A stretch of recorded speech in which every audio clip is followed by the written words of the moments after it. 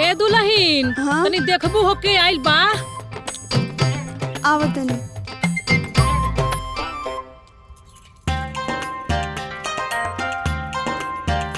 हाँ? जी आपके यहाँ से ऑर्डर आइल बा पिज्जा के। के है दुल्हन? अम्मा जी वो पिज्जा लेके आइल बा, केहू मंगवौले बा। हमरा यहाँ से तो केहू खाए के सामान बाहर से ना मंगावेला। देखा केहू और मंगौले हुई। जी आपे के यहाँ से ऑर्डर आइल बा। ई ऑर्डर हम मंगोले बानी। ई ऑर्डर एहे घर के बा। शायद तारा पता नहीं कि ए घर में बाहर से खाए पिए के सामान ना आवेला। तो रवा पता होके के चाही ना कि जब घर के बच्चा लोग भूखा रहेले तो बड़ की कंठ से अन्न न घुटावेला। बाकी ई घर के कुछ बड़ बाड़े जो दिन भर ठूसत रहेले।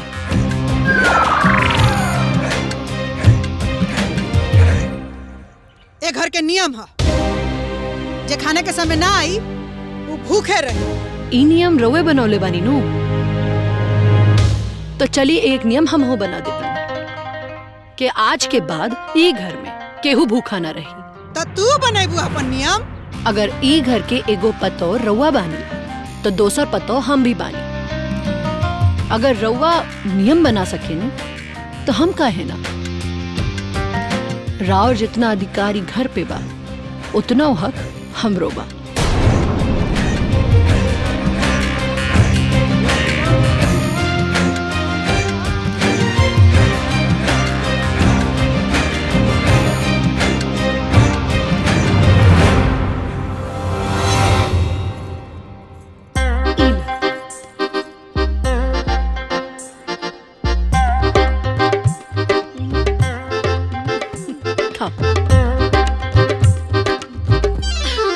आही दाता एकरे के पिज्जा कहल जला। तन देबो एगो चीखी मुनिया ते। हाँ हाँ अखोर बखोर चीज तू ही लो खा लो। हमरा नु हजार बाजार का चीज ना निमन लगे।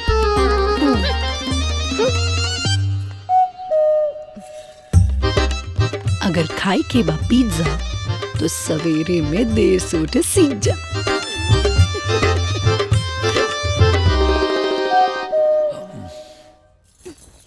चाची तोहार घर तो इतना बड़ा है, फिर भी तू हमार घर में काहे आइलू? ऐसे हमके तोहार घर बहुत बढ़िया लागल। ऐसे काहे कि तोहार घर में बहुत सारे लोग बड़े ना, और हमार घर में तो सिर्फ हमार पापा। यही से हम केहू के घरे कबो ना जाई। बेटा दोसर कोनो घर ना होला, हमनी के तो दू घर होला, एक पति के घर और एक पिता के घर। तो चाचा तोहार पति बड़े।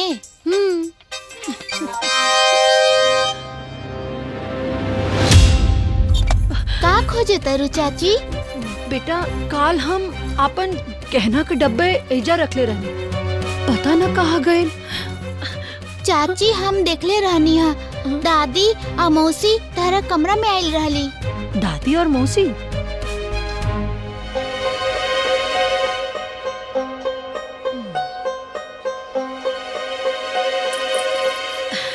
ए दीदिया ई तो कुल गहनावा बड़ा भारी बुझाता रे। भारी बा ना, भारी बनावल बा। साबुत सोना थोड़े है, गिल्लट मिलावल बा। देखला से बुझात नहीं खे? हाँ? सब पातर पातर। 50 तोला ना 5 भरी निकल जाओ नु तो बेसिए बुझिए।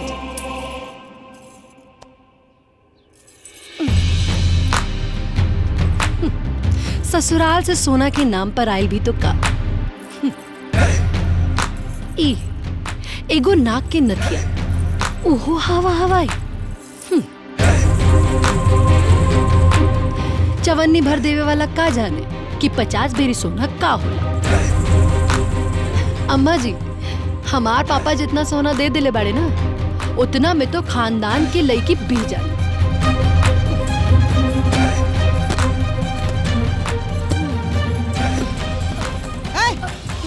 कहाँ ले जातू ये सब लोग के सोना हमरा लगा रहेला। तो ई हमार पापा हमरा के देले बाड़े, तो ये हमरा लगे रहे। बाकी हाँ, एगो बात तनी सुन ली लोग, अगली बार बिना हमरा से पूछे हमार कोनो भी सामान के हाथ मत लगई है लोग। ई हम समझावत नहीं के, चेतावत पानी।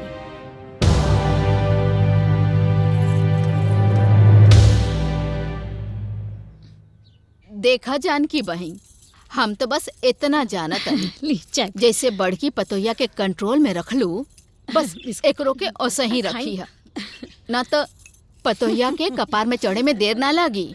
कहाँ बाड़ी नहीं की दुल्हन, कितना इंतजार करवाई हैं। बड़का घरे से आयल बाड़ी त इंतजार तक कराइबे करी हैं। तू खूब बतिया उतर, एमे बड़का छोटका के कौन बात बा। उतरल बड़ी ये घर में तो एजा के नियम कानून से नु चली है। दुल्हन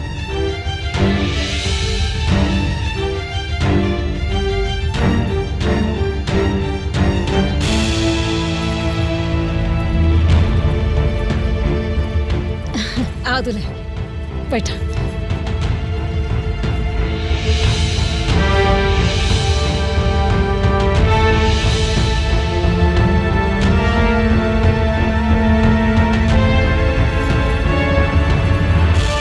ई ली लो, देख ली लोगिन, पतोहिया एकदम लक्ष्मी नियर बाड़ी नु।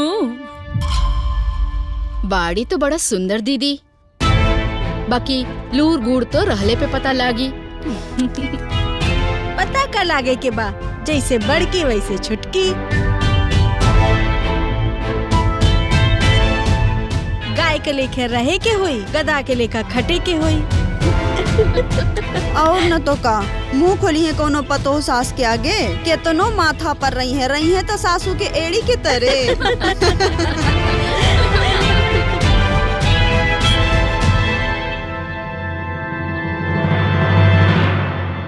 कहा माझी 1 करोड़ की कन्या देखे खातिर ई 5-10 रुपया की चिल्लर लेके आयल बानी। ये लोग रवा के इतना ज्ञान देता नहीं तो रवे लोगन के बता देती कि अपना बहुरिया के मुंह दिखाई में कम से कम 500 रुपया देवे की चाहिए। आई हो दादा, आपन मुंह दिखाई केहू अपना मुंह से मांगेला? काहे? जब सास अपना औकात से बढ़कर दहेज मांग सकेली तो हम पतो अपना हैसियत के हिसाब से मुंह दिखाई भी ना मांग सकेनी का?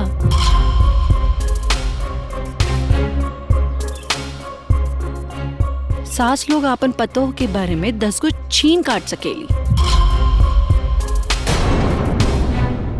बाकी पतोह अपन दुख भी ना गा सकेली का?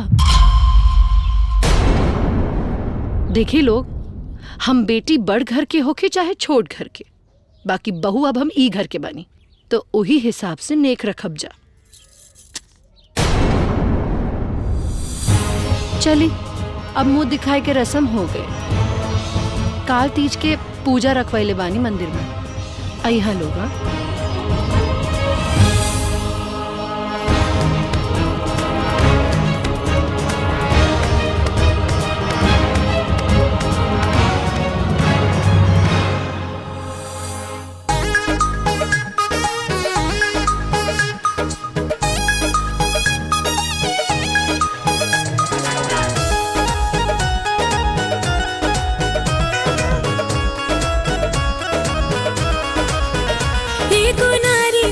से नुरा सिंगार हो खेला, जान से प्यारा होकर घर परिवार हो खेला। हाँ, एगो नारी खातिर से नुरा सिंगार हो खेला, जान से प्यारा होकर घर परिवार हो खेला। भूखने तीज त्योहार मानी निर्जल निरहार, ये हो शिव जी पियवा जियाला के आधार हो खेला। शिवजी पियवा जियाला के आधार हो खेला।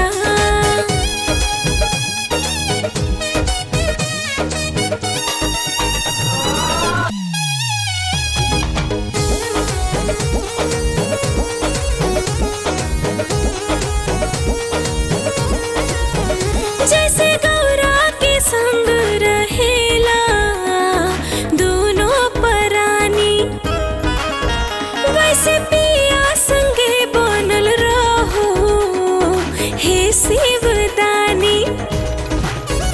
जैसे दिया बिना घरवा अनार हो खेला, वैसे सेनुर बिन सुहाग ना चटकार हो खेला। मुखनी तीज त्योहार मानी निर्जल निरहार, ये हो शिव जी पियवा जियला के आधार हो खेला।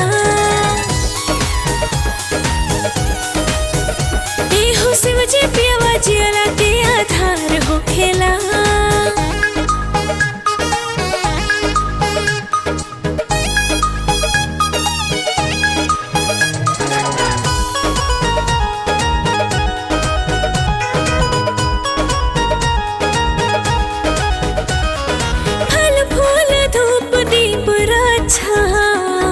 और बेल पतरी पूजा के सामान से सजवले बानी डलरी, जैसे बगिया में बसंत के बहार हो खेला, वैसे धड़कन ही जियला के तार हो खेला। भूखनी तीज त्योहार बानी निर्जल निरहार, ये हो शिव जी पियवा मंगिया के सिंगार हो खेला। ये हो शिव जी पियवा जियला के आधार हो खेला।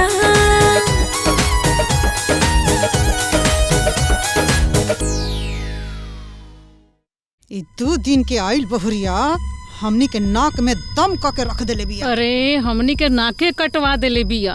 मुंह देखलाई के दिने ऐसन रंग देखौलस कि हमनी के कहीं मुंह देखावे लायक नइखे छोड़ले। ऐसा नागु तैले बिया कि मन करता कि जहर खिया के मुंह दिए के रखे। अरे दीदिया, ई सब कइले से कौन फायदा बा? हैं? अरे पैसा देके आइल बिया तो सब बर्दाश्त करही के पड़ी। का महारानी, हमनी के चाय पानी आज मिली कि ना, कि तारो पर छोटकी के रंग चढ़ गइल बा? ना अम्मा जी, अभी लावतानी। एगो ई बिया सीधा गाय जैसन, एगो छोटकी आइल बिया खूनखार बाघिन जैसन। ए दीदिया, तनी 2 बिस्कुटो मंगा देना, तनी मुंह हमार नमकीन हो जाई। त तोरा मुंह में दही जामल बा? भूख लागल रहल तो कहे के न चाही कि नमकीन खाए के बा कि मीठा खाए के बा। जो रसोई घर से जाके खाए के ले आओ कुछो। ठीक बा, हम आई लेके आओ तनी।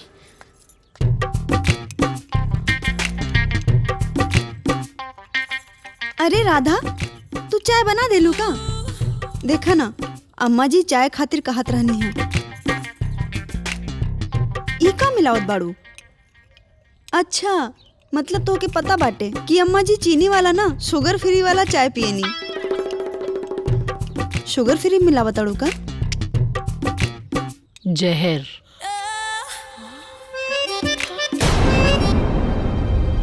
अरे बाप रे,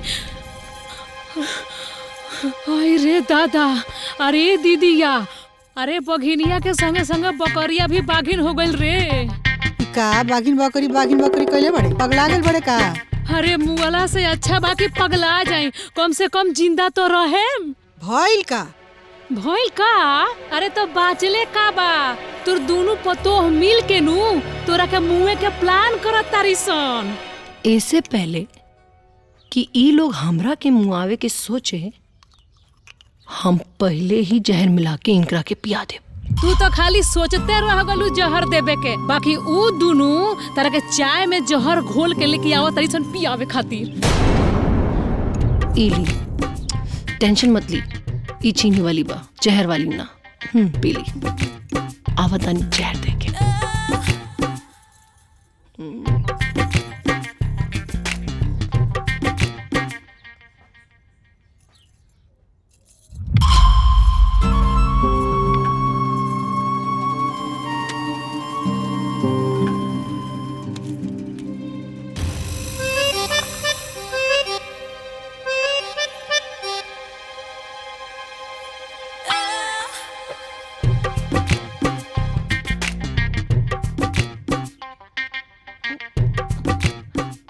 का भइल माँ जी? का देख रहल बानी? अरे ई चाय बा, जहर ना। रवा के 1 लागेला ना, हमके 2 लागेला, शुगर फ्री। अरे हम तो बाबूजी के चाय दिहल भूल गई। अभी दे के आवता नहीं।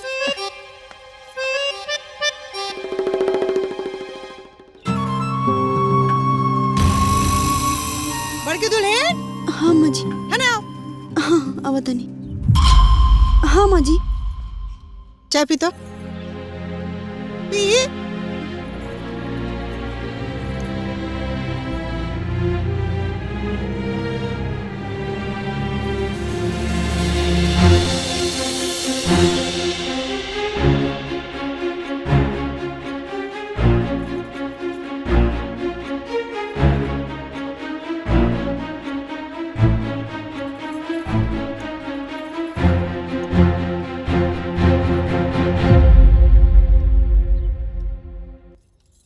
अब हम का पी? जहर पी।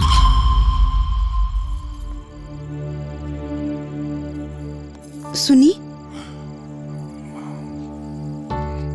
का बात बा? रवा ई बेरा छत पे कुछ परेशान नजर आवता नहीं। कुछ ना, बहुत ज्यादा परेशान बने। ये सोच के कि हम तार लोग हम दिल्ली छोड़ के कैसे जाए। दिल्ली कोनो काम बा का? अब हमारा काम है बा, हमारा ट्रांसफर दिल्ली हो गई बा। अब हमारा वह रह के पड़ी। और हमनी के माई बेटी यहाँ ये घर में माई के साथ है। देखी, हम ही नहीं की कहत कि हम ही घर में ना रहब, मगर इतना जरूर कहब कि रहुआ के बिना ना रहब। देखा, हम माई हमें आगे कभी भी तारा और मुन्नी के ले जाकर इजाजत ना दी। तू तो जानता हो कि हम माई के खिलाफ रखी जा सकत। बस ये दुविधा में बाने कि हम क्या करी। रवा बिल्कुल भी टेंशन मत लें। हाँ, माता रानी पे भरोसा रखी। जौन भी हुई हमनी खातिर सब अच्छा हुई।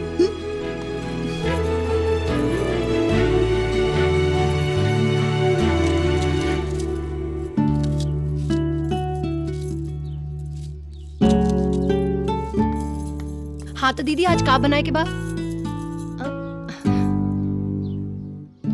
दीदी हाँ का भइल? का सोच रहल बाड़ू? कोनो चिंता, कोनो परेशानी?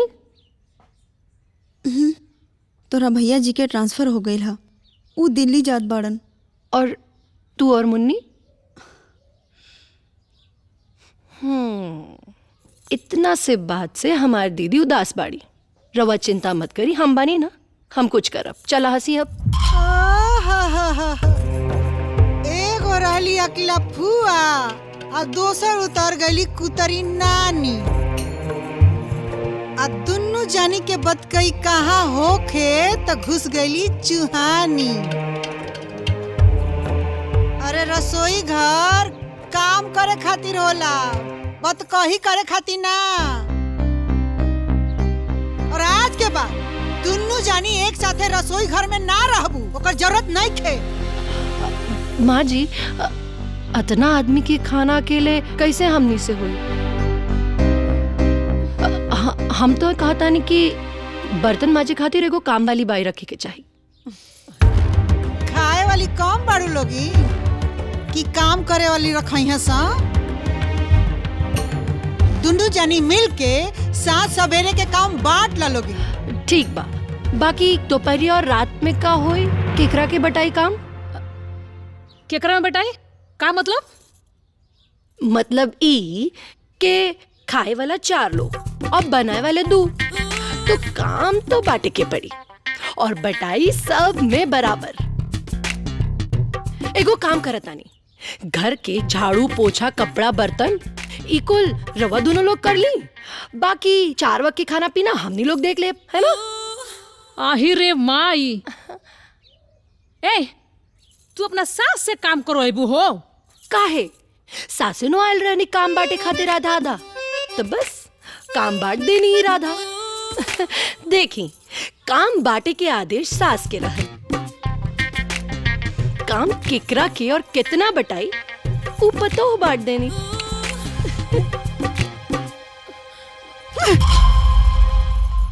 ए दीदिया, अरे रुक रे। अरे केकरा के फोन करता रो? पापा के। अब एजा की शिकायत पापा से करबू? शिकायत ना, सिफारिश। केकर? अच्छा दीदी, भैया कौने बैंक में बाड़े? का? हाँ पापा प्रणाम, सब ठीक बा ना? अच्छा पापा सुनी ना, हम का कहता नी कि राउर फाइनेंस मिनिस्ट्री में पैरवी बा ना, तो हमारे को काम करवा दी।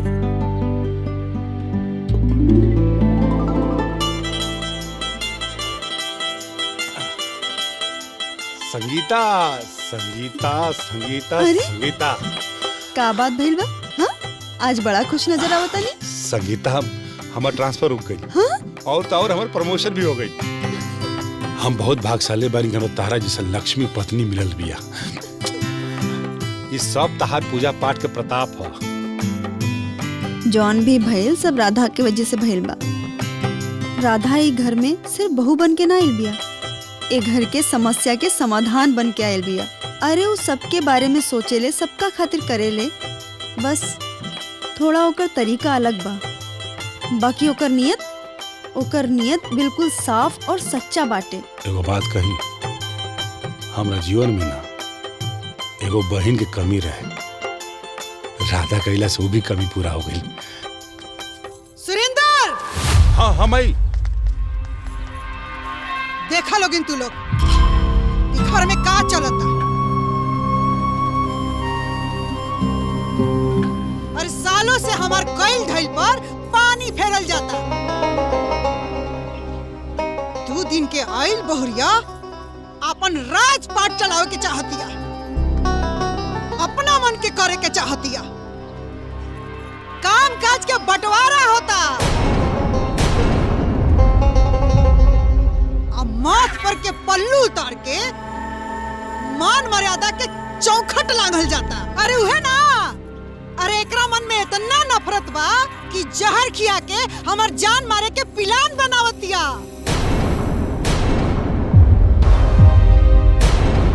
अब कान खोल के सुन ला तू लोग, या तो ई घर में जानकी देवी रही है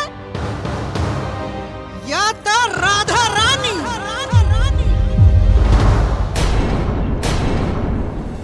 राधा रानी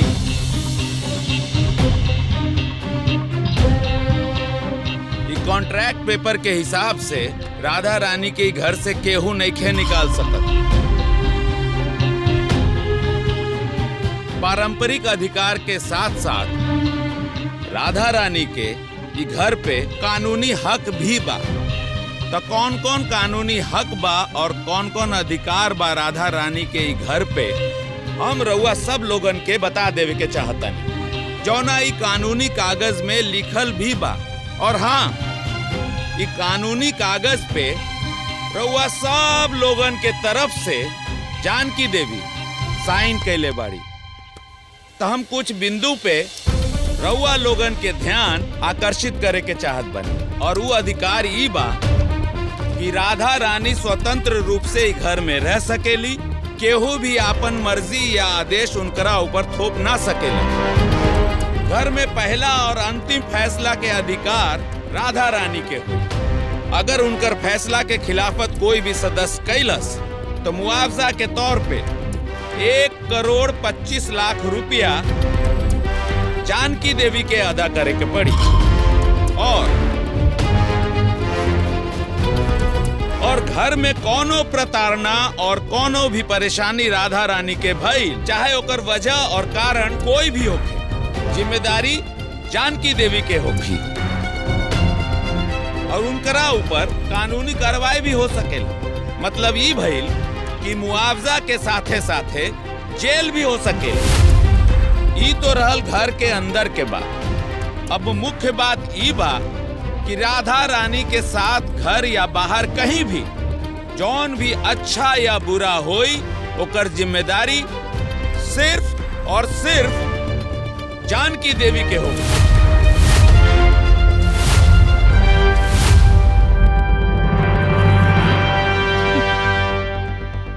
व्यापारी की बेटी हैं, 10 रुपया भी देवी नहीं ना तो 100 रुपया वसूली नहीं।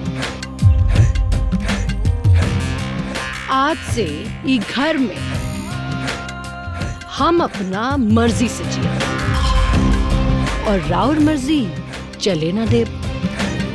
काहे कि रउआ हमरा से कोनो रिश्ता तो जोड़ले नहीं की। रउआ तो हमरा साथे सौदा कैले बानी, वो पूरा 1 करोड़ रुपया के। तो ऐसे हम राउर खाली बहू तो नहीं की। हाँ, हो सकेंगे, हम बहू हो सकेंगे।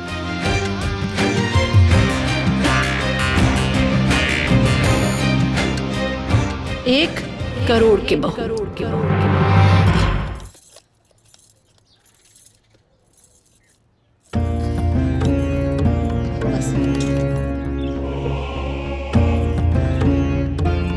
बाकी सब लोग कहाँ बा?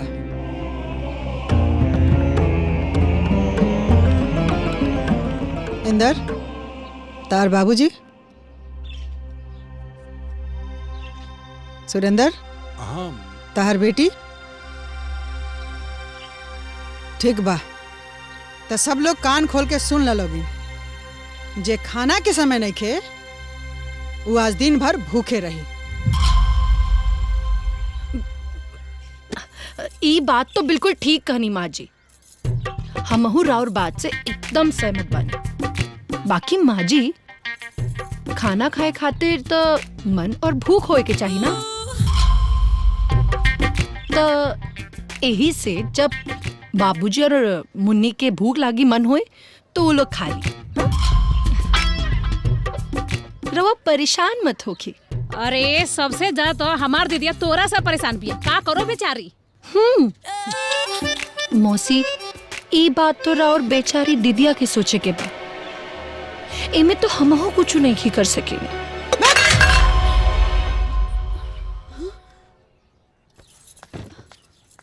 देख लो मौसी, खाली टाइम पे बैठला से ना नु होई। खाना खाए खातिर मन और भूख दोनों होके के चाहिए। रवो के भूख नहीं की का लाई हम रख देता। छोड़ी, हम खाता नहीं। हाँ, खा।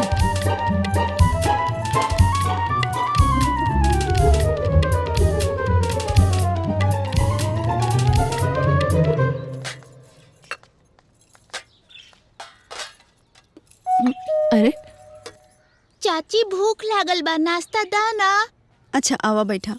बैठी बाबूजी, हम नाश्ता लगा देता नहीं। हमनी के जे नाश्ता नहीं जा कइले तो हमनी के पिज्जा मिली नु। हाँ चाची, तू कहले रहू ना उ दिन कि जेकरा टाइम पे नाश्ता ना मिली ओकरा पिज्जा खाए के मिली। हम जानत रहनी कि रवा लोगन के इहे प्लान बा। जब रवा लोगन के हम एजा ना देखनी, यही से हम पहले से ही ऑर्डर कर देले बानी। आई बैठी। होई, अरे दादा, होई देखो, बाहरे बुढ़ौती में पिज्जा खाई हैं। अभी दीदिया का बतावा तानी, रुको तू। अरे दीदिया से बतावला के का जरूरत बा, तनी पिजुआ में से हम चाप ले। खाई? अरे हमरो नु बहुत दिन से पिज्जा खाए का मन करत रहलो। ए मुन्नी, तनी एगो हमरा के द ना। ना देव। ए जीजा, तनी खियाई ना पिज्जा। बुढ़ौती में पिज्जा खाता नहीं, लइकन के संग संग लइका भइल बानी। अभी जाके नु दीदिया सराव दवाई बनवावा तानी। जो असल पड़े बुढ़ौती। अपन पसंदीदा फिल्म देखे खातिर डाउनलोड करी दंगल प्ले ऐप।